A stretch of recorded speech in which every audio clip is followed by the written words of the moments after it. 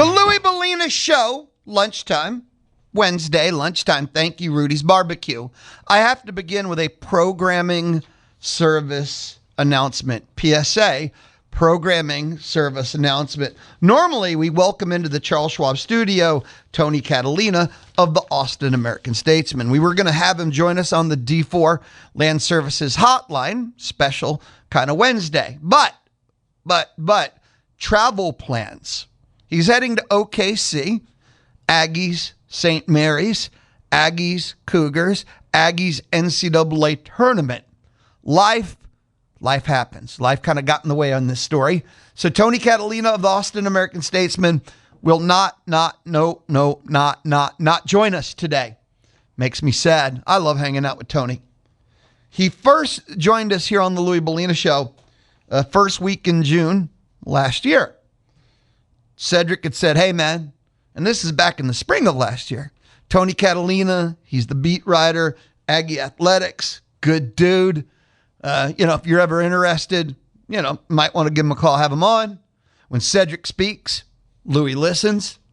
So, I was like, hey, I found out he's doing this summer-long series where every week he's previewing another A&M football position. And I'm like, I'm down with that. I'll have him on during the summer.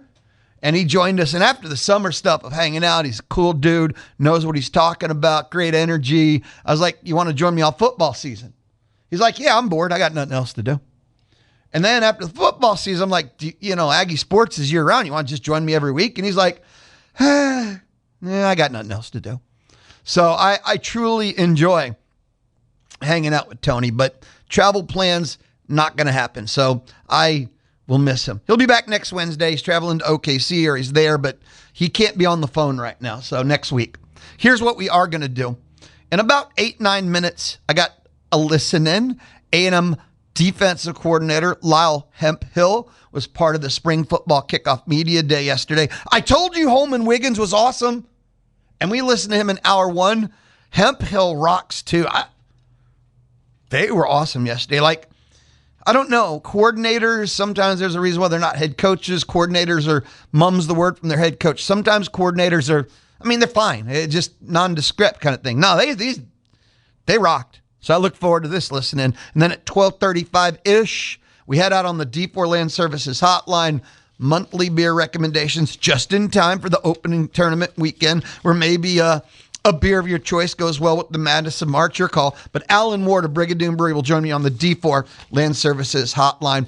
If you ever need help with your land, like fixed, excavated, cleared, d4landservices.com. Forestry, mulching, pond construction, metal buildings, d4landservices.com.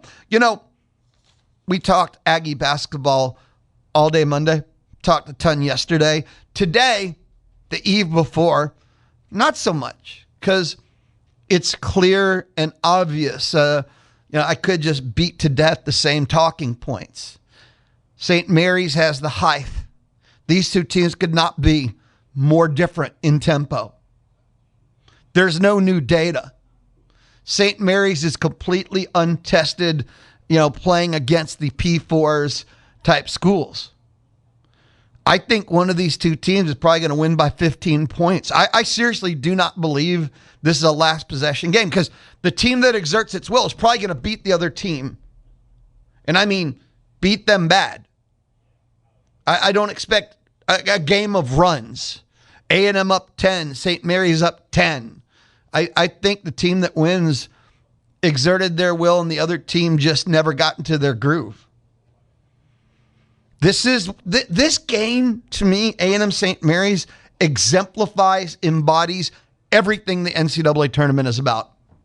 Teams that basically would never play unless it's some random tournament at the start of the year. And now we have so many of them in Charlotte's Beach or Charlotte's Web or wherever as a second round matchup that you don't even remember they played. West Coast Conference versus West Coast versus the SEC. St. Mary's is as battle tested in the postseason, because them and Gonzaga go every year, as anyone. Buckyball year one of the greatest stories in all of college basketball. And look, do we have to map what works for Buckyball? We talked about it Monday, Tuesday, and They have to hit threes because it sets up their O and D. They have to create turnovers. That's it. Full sentence, stop. That's it. If those two things happen, they'll beat U of H. They'll beat Arizona. Okay, whoa. I was feeling the moment. My apologies. But you get my point, right? Hit threes. And they don't have to make 20, but they've got to hit threes. Create turnovers. That's it. Everything else happens because of those two things. They don't even have to win the rebounding war if they're hitting these threes and creating turnovers. There's master stats that everything flows through those. And that's buckyball, man. Ruben doesn't have to go for 31, but if he goes for 14 and he makes like 3 threes alone, it's good. So anyway, we've kind of talked about that. So I don't know how much you have to keep. Like I said, the talking points are only about 4 deep. And again, the contrast in styles. One team I think will dominate the other team. Oh yeah, my third talking point. And Aggie basketball has to quit getting down by double digits and looking at the 10-minute mark, and they've only got 8 points on the board as they're trying to score 100. Did I cover it? Is that good? I think so. I'm also still just basking in the glory of Bucky, year 1 NCAA tournament. You got to be kidding me. Let's go. I do want to have a little fun with the NCAA tournament for a moment. The Athletic did something phenomenal, and they broke it into like the 10 category of bracket pickers you can be. And most of them are true. Like, you can be the nerd bracket picker. What does that mean? Simple. You straight up numbers. You use every number and strategy. The nerd bracket is what they call it. You use all the simulations that are run. You predict every game using only simulations. It doesn't work anymore because of committee behavior. A&M St. Mary's is the number one example of why the nerd bracket doesn't work. The A&M St. Mary's game, there is no simulation of a team out of the West Coast Conference and a team out of the SEC. Their sample size, like only 2 common opponents, strength of conference, renders both set of their stats non-comparable to each other.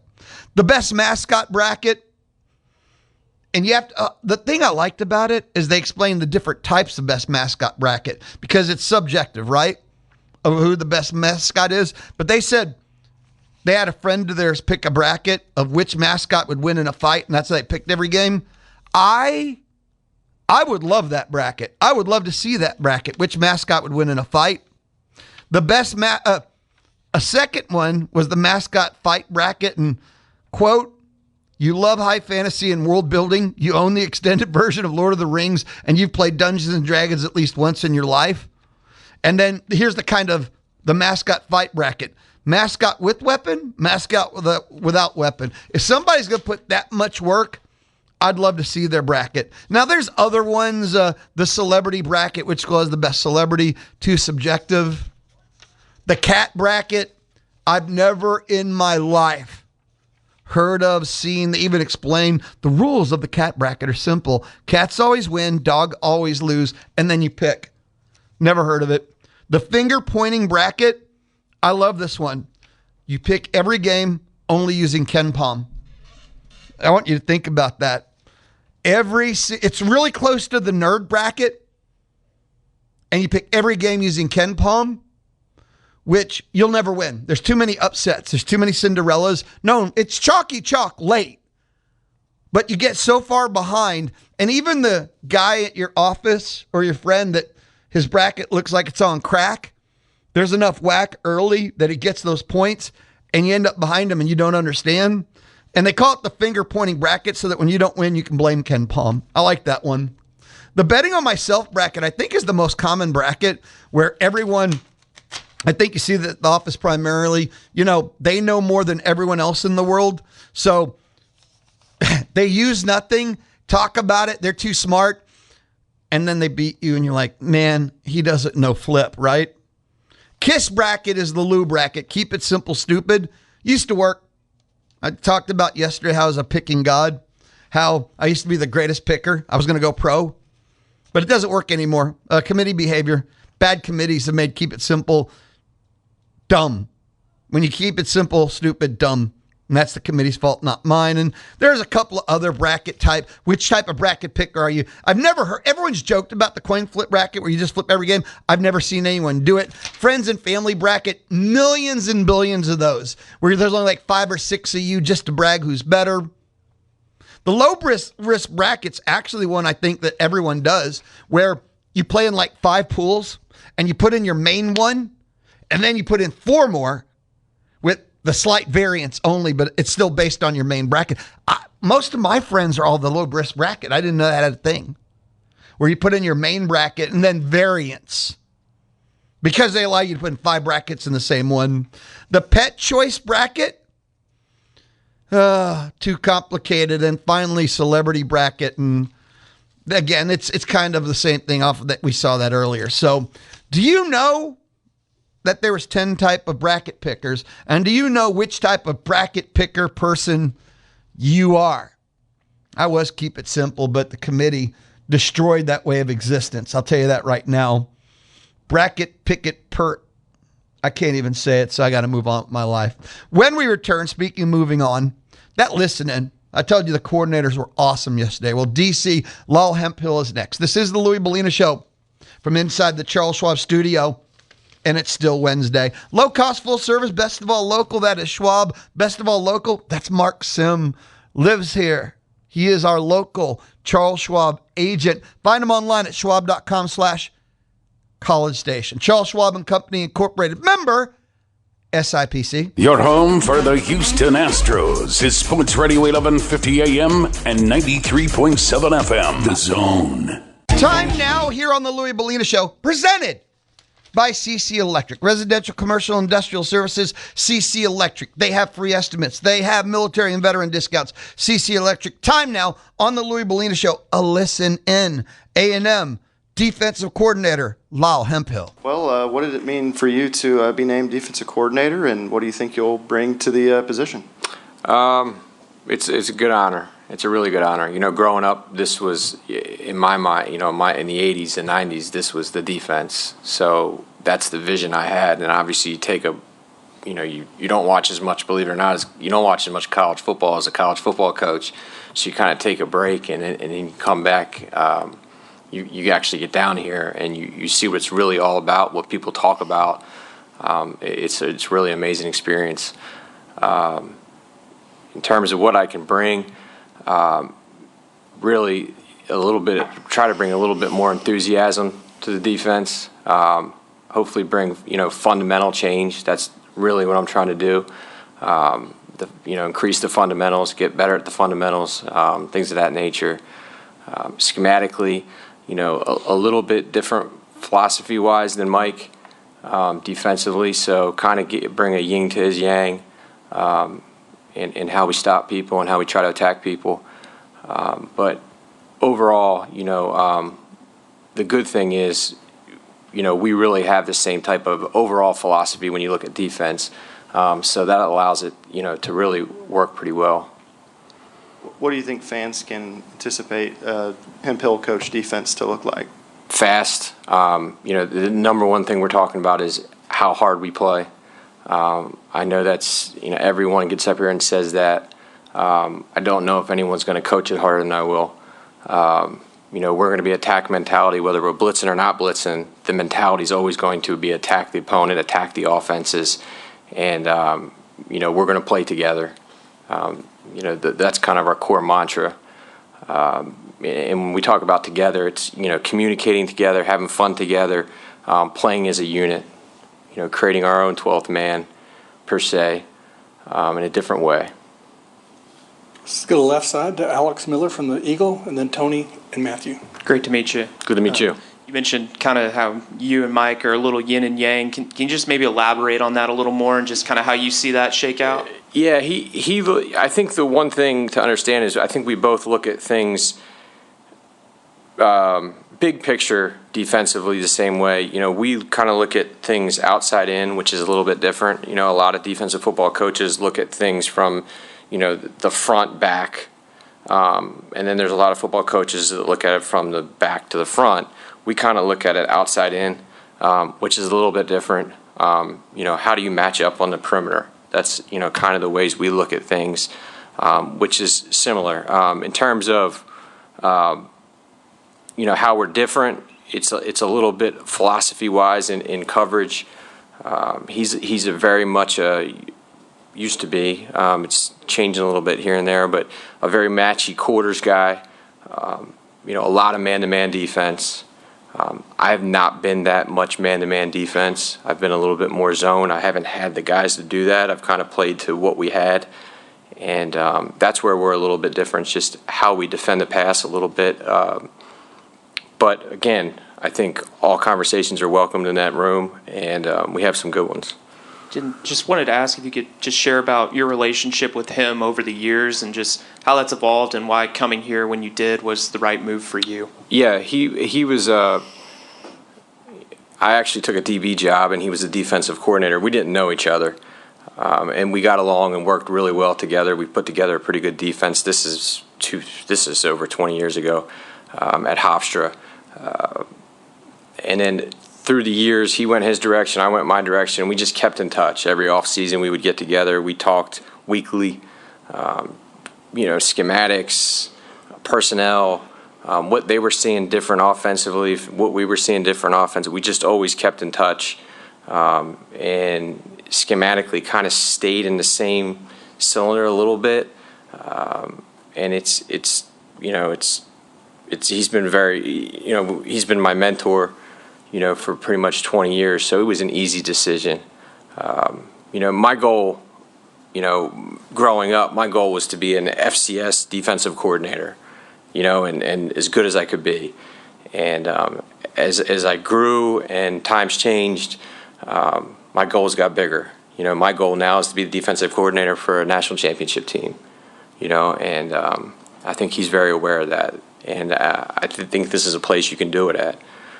So this was an easy opportunity for me. I get to work with him, someone who I'm comfortable working with. I get to work with the staff. I know a lot of the guys on the staff I'm very comfortable with. His family, my family get along really well. So it was an easy decision. Go left side front to Tony Catalina from the Austin American Statesman. What's up, Tony? Nice to meet you. Nice to meet you. And circling back to your coverage question and potentially being multiple, a guy like Ricky Gibson, can you talk about some of his strengths, maybe what he does for you guys, and does he allow you to have that flexibility in coverage? Yeah, he does. He's the thing that you don't know because you don't get to spend a lot of time recruiting these guys. Transfer portal guys, it's very transactional. It's quick. The one thing that's really surprised me is how he's a very good learner. He's a smart kid. He listens. He looks at you in your eye, and he, what you tell him, he takes in, which is a great trait to have in this day and age. So that's the first part. I think he can do anything. From what I've seen, just watching workouts and stuff like that, he looks like he moves pretty fluidly. And in watching his tape, obviously he's a good man player. He plays man well. I think he'll have no problem playing zone. But, overall so far, everything I've seen, been very impressed with him. Go left side middle to Matthew. He's with the student radio. Good to meet you, Coach. Good to meet you. Just having spent a year under Coach Chesney at JMU before joining Texas A&M last year, what lessons or philosophies are you bringing with you into your first year as a DC here, and how are you adapting them to this defense? It's funny because Chesney's another guy that I worked with a long time ago as well, and it's same deal as Mike. We've been friends a long time, talked football a long time. One of the big things I took from Chesney and I've brought to the defense, it's a we, not me.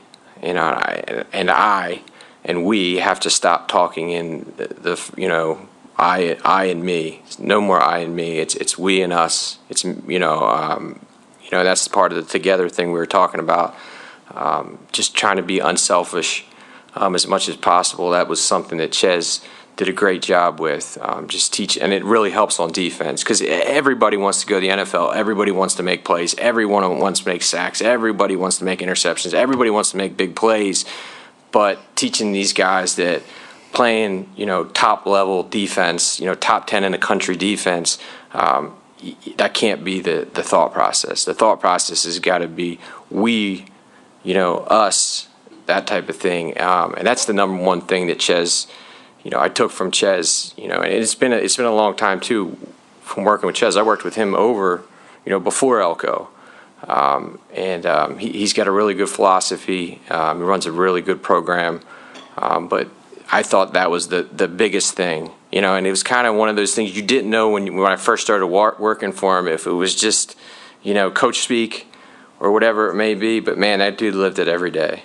He lived it every day, and there's a reason why he's winning. Left side middle to Rob Havens from Aggieland Illustrated. What's up, Rob? Howdy, Coach. So tell me about what your thoughts were about Texas A&M from afar, and then also having looked at the SEC, what do you think it takes to be a defensive coordinator successful in this league? Looking at Texas A&M from afar, I didn't think the players would be this invested in football. To be honest with you, I thought they would be. You just get this idea when you're from the Northeast that SEC football, these guys are just, you read the stories about all the guys getting in trouble and stuff like that, and you come down here and these kids they're great kids. They love football. They just want to play ball. Like, that's what they want to do. They want to play ball. They want to learn ball. They want to get better.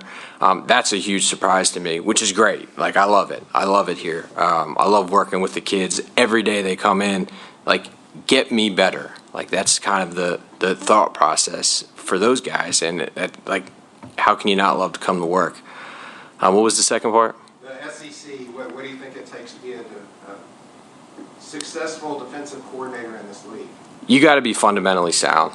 Like, you really have to be fundamentally sound. And that's one of the big things we're taking on this spring. Like, we've got to become fundamentally better tacklers, fundamentally better pursuers of the ball. We've got to be fundamentally better at taking the ball away. Like, those are the things the great defenses do. They don't miss tackles. They don't drop interceptions. They don't just sack the quarterback. They fumble the quarterback. Those are what the great defenses do. Missing tackles, that's something that we've got to fix. Missing opportunities for takeaways, that's something we've got to fix.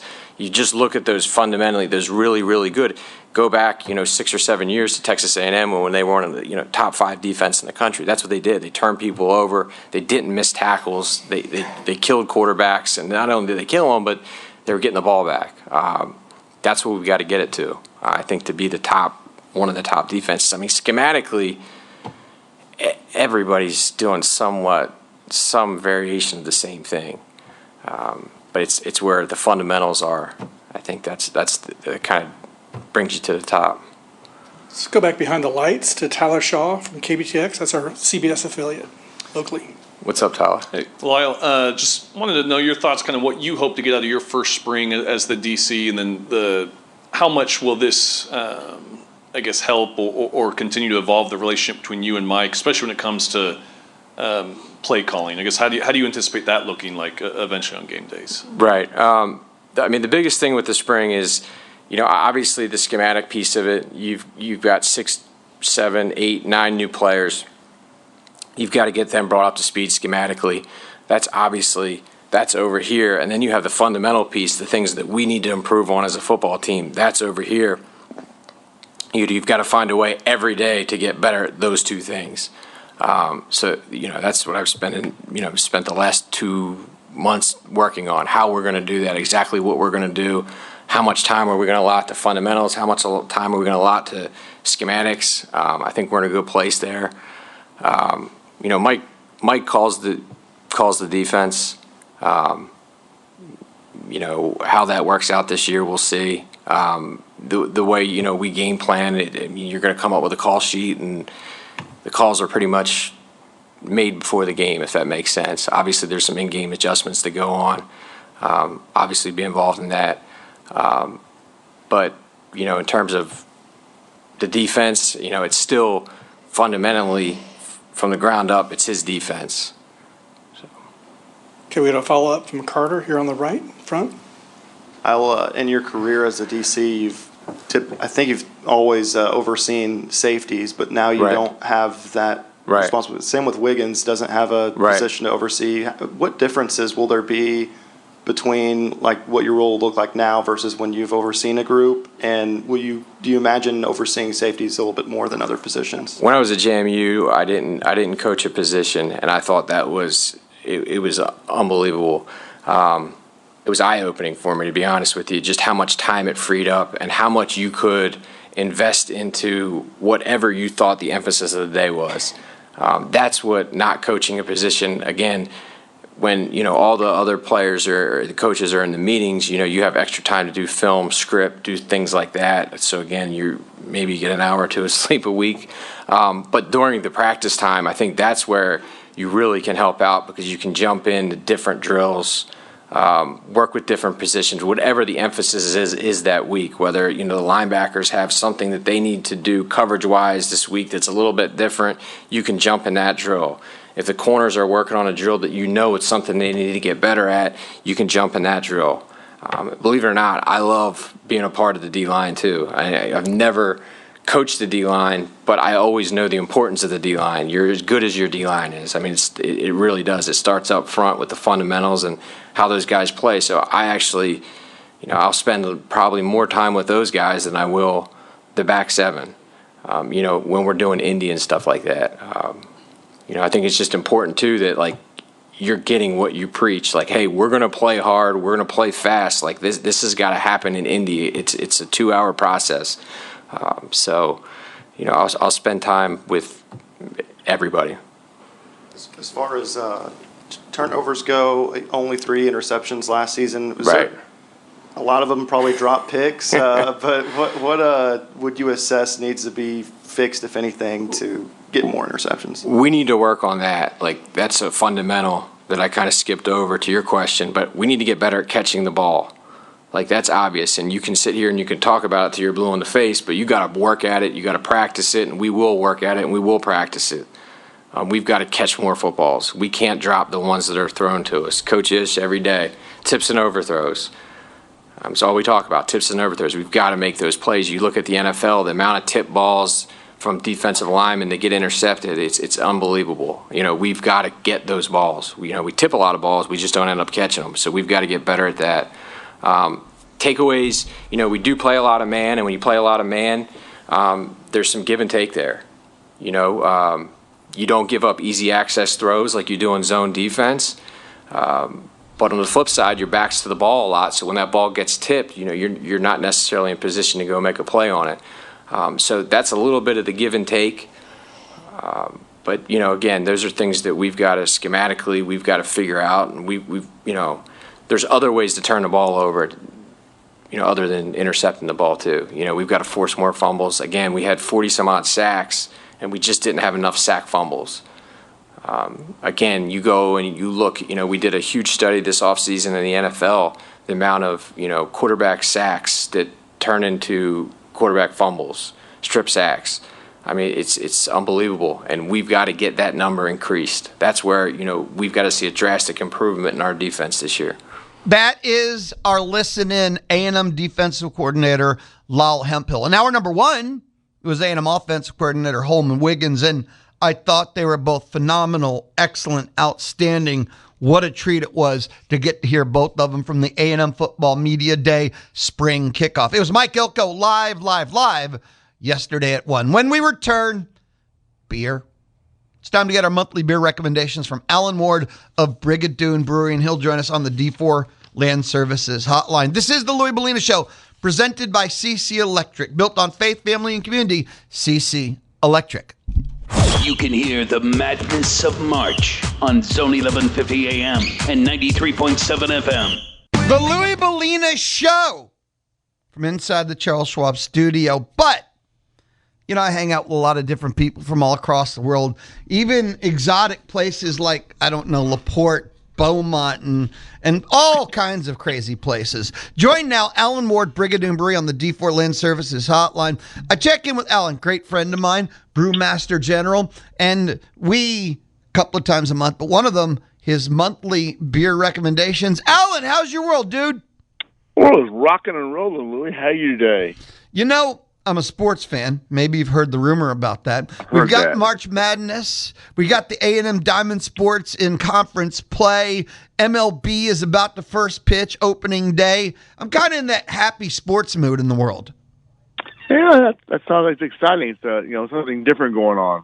Moving around. Well, every day you get to watch or root or cheer, think about a different sport. I'm quite happy, Nell. In the world of beer, it's I know this sounds weird, but does it work for you that you can brew different beers and experiment with different things and you're not just doing the same thing all the time? Or is beer, it's just a different formula?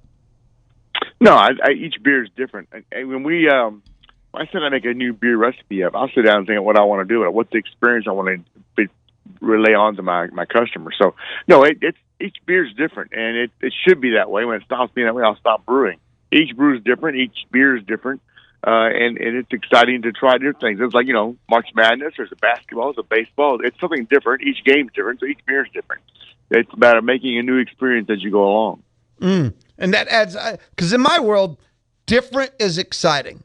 I like it when it's different. It's something new, whether it's a new challenge or even the same thing, but a new light on it. And that's true. And that's why you feel a lot of breweries will take the same beer they had and they'll change it up some, add this or change that, adjust that. And that's about making things different and new.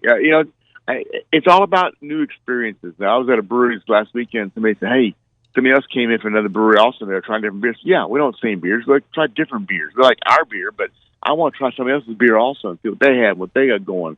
And I want to change my beer, maybe adjust it or change it a little bit, make something out of it. It's not just the same everyday thing. It's like baking. You can make a vanilla cake every day, but why not make some chocolate icing or maybe some vanilla icing or strawberry icing, or maybe change it to a chocolate cake or make something a little different so you can have a new experience. If you do the same thing every day over and over and over again, that's just dull and humdrum. That's no good at all. So you, let's say the brewer, exciting new ideas, but you know that the fans of your brewery, they kind of want that same beer. So what's the struggle? How do you reconcile that?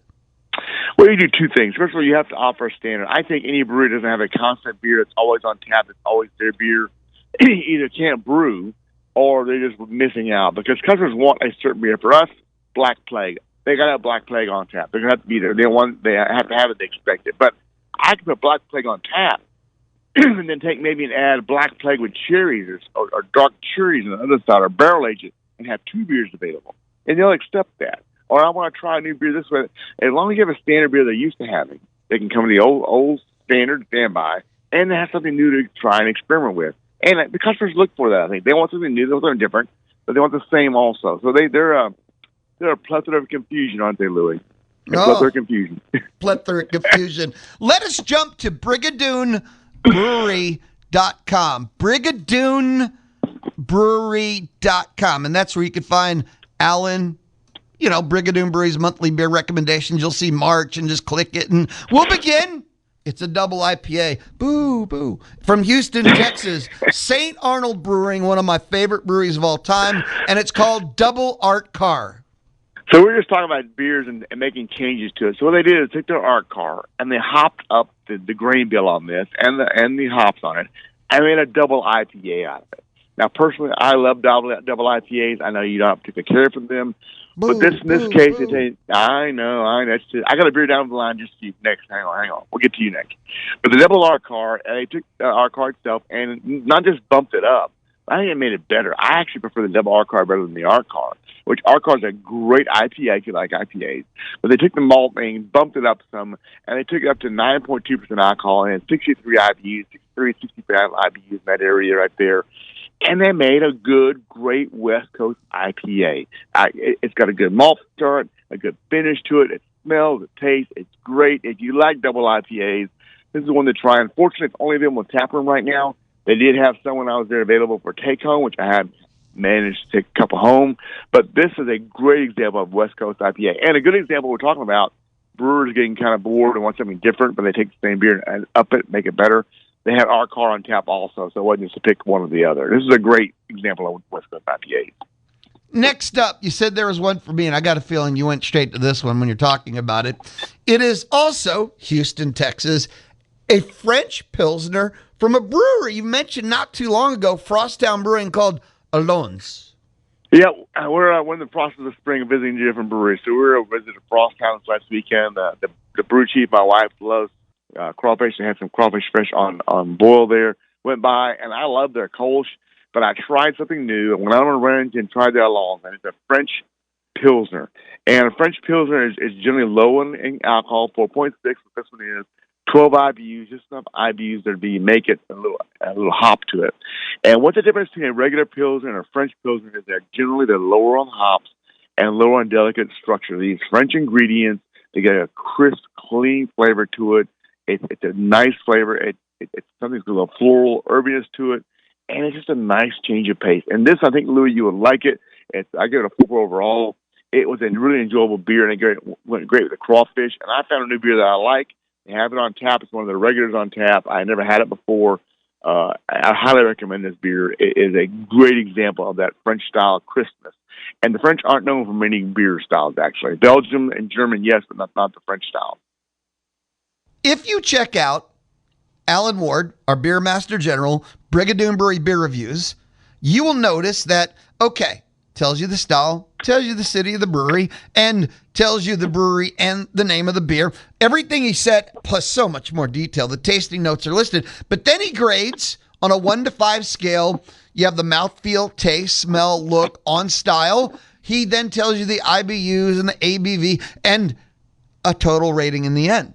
You can click on a link and see a picture of the beer, and you can click on a link to the brewery the beer is from. So there's so much more. If you love your craft beers, if you want more info on any and all of these beer reviews, go to brigadoonbrewery.com.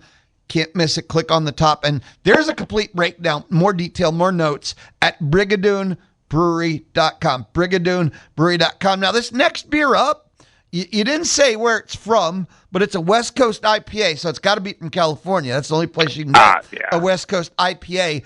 Bear Republic Brewing Company Racer 5 IPA. I love the name.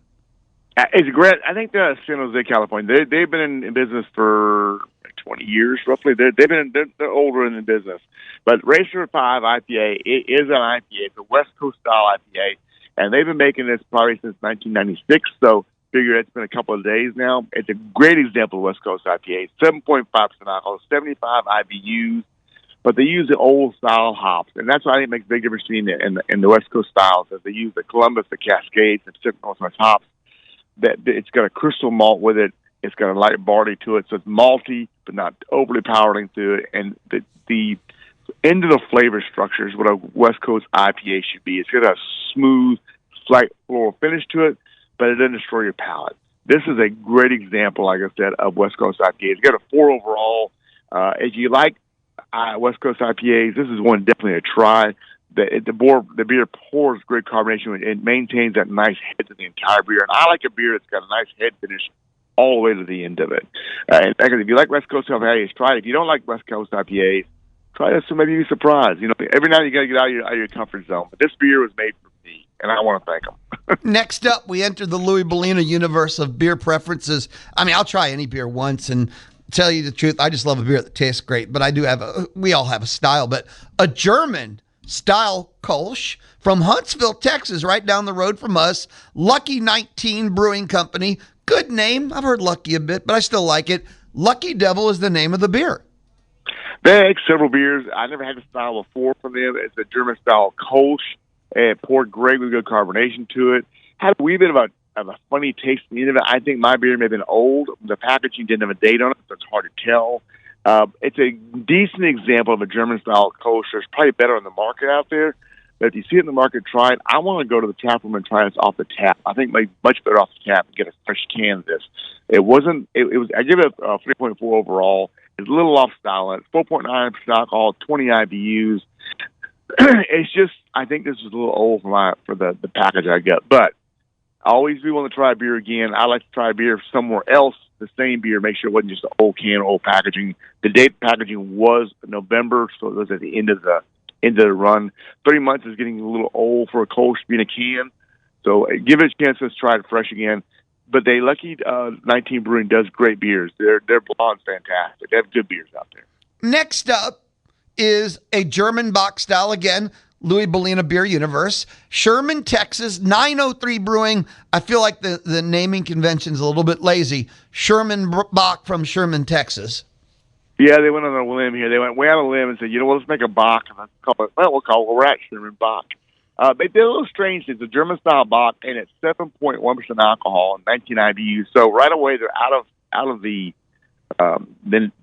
bracket of what they call themselves. So they're no longer just a chocolate cake. They say they're a German Bach, but now it's overly sweet. That's a high alcohol content for a Bach. It is. It's way high alcohol content. So they're out of the area they want to be in, and it's really sweet to me. I went online to see maybe I was just my taste buds or whatever. Online they got the video and they say right up front, "Hey, made this beer sweeter. We wanted it at a higher alcohol content. We wanted it to be sweeter," and they've done that. If you like sweet boxes, I want you to try. Sweet box are not my favorite in the profile. I like the regular German style box with a malty caramel finish to it. But I give it a 3.4 overall because I think it's out of style. I think it's too sweet for the level. Here again, maybe on tap, maybe it's a little different on tap. Maybe it's a little different, fresher, and closer to the brewery. But if you like sweet box and if you want something that's high alcohol content, go for it. I just think it's out of style and therefore out of the realm of being target where it should be at. Yeah, and you've talked about this with other beers before when they go out of style. That's a hard sell because you have the promise, German Bach style, and anyone that orders it is expecting it. So right off the bat, when you break that promise, it's pretty much down the fail road. It's hard to come back from. It is. Yeah, if you're gonna make a chocolate cake, it better be a chocolate cake, not a strawberry cake with a chocolate on top of it.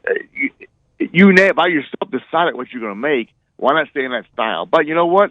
If it sells for them and they like it and their customers like it, then that's great. The good thing about craft beer is a beer for everybody and a style for everybody. This is just not. I like to be. I'm more traditional. Tell me what it is in style and stay in that style.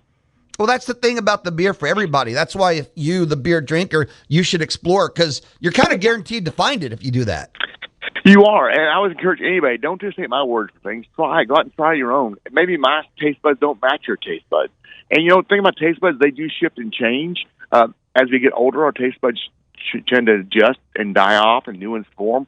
And we get a more mature taste bud structure. So what I liked as a kid, I don't like anymore. I like different things now. And everybody's the same way. There's a beer out there for everybody and a style of beer for everybody out there. I don't know about that. I've loved pepperoni pizza my whole life. My taste buds have never betrayed me on that one. And some things stay the same. I'm the same way. Give me a pepperoni pizza, I will go with that and eat it all along. I will say when I was a kid, I hated getting out of style.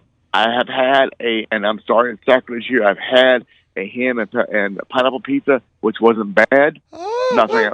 Yeah, I know. You gotta get crazy every now and then, but I'll still go back to pepperoni pizza. Give me double pepperoni, extra garlic, we're set to go. Check out the monthly beer recommendations at Brigadoon Brewery.com, and it says March beer reviews there. Alan, be awesome, brother. Take care. Thank you always. Hope the whole family's doing amazing, And dude, I'll be visiting with you soon. But thank you always, man. I appreciate it. Take care, Lou. Look forward to seeing you soon. Yeah, awesome, brother. Be good. Alan Ward, Brigadoon Brewery on the D4 Land Services hotline. And do not forget, forestry, mulching, pond construction, metal buildings, d4landservices.com. Land fixed, land cleared, land excavated. They can help you out at d4landservices.com. When we return, Chili Fest tickets. I got them thanks to Dixie Tire Company. It's the Louie Bellina Show, Wednesday on The Zone. For the complete contest and prize rules for 1150 AM and 93.7 FM, visit zone1150.com. Come get it.